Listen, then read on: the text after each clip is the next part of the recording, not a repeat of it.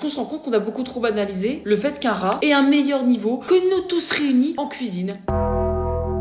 Genre frérot, comment je dois le prendre? Moi, ça va faire 1 an que j'habite dans un appartement, que mon niveau en cuisine, il est aussi élevé qu'un enfant qui sort de la maternité. Non, parce que toutes les recettes que j'ai inventées, entre la purée de pâtes, le steak de charbon, gratin de courgettes qui en fait c'était des concombres, parce que je sais pas faire la différence. Oh les gars, on va pas aller très loin. Alors qu'à côté, t'as une petite souris, il mesure 2 cm, il te sert un plat qui peut être servi dans un restaurant 3 étoiles au guide Michelin, et vas-y, je te sors une ratatouille hyper bien présentée. La ratatouille, elle est encore plus belle que Zendaya Prime. Tu vois, le rat, il est tellement fort en cuisine que le mec, sans réfléchir, il sent une odeur dégueulasse de soupe au début du film. Il prend même pas le temps, tu vois, il s'inspire, il prend tac tac tac, il arrive à rendre la soupe masterclass. Mon frérot, quand j'essaie de me poser 1 heure pour faire une recette où tout est bien décrit sur internet, où vraiment je ne peux pas me tromper, il y a tous les ingrédients définis, les étapes bien définies. Ben si à la base par exemple la recette c'était faire un bœuf bourguignon, mon plat à la fin il aura le même goût des endives au jambon qu'on te servait à la cantine, alors qu'il n'y avait même pas d'endives et de jambon dans la recette de base. Ah, je suis à ce stade-là de niveau en cuisine. Hein. Ah, Philippe Etchebest, il me connaîtrait, il fait pas qu'un seul épisode pour que je parle en cuisine avec moi pour que ça aille mieux.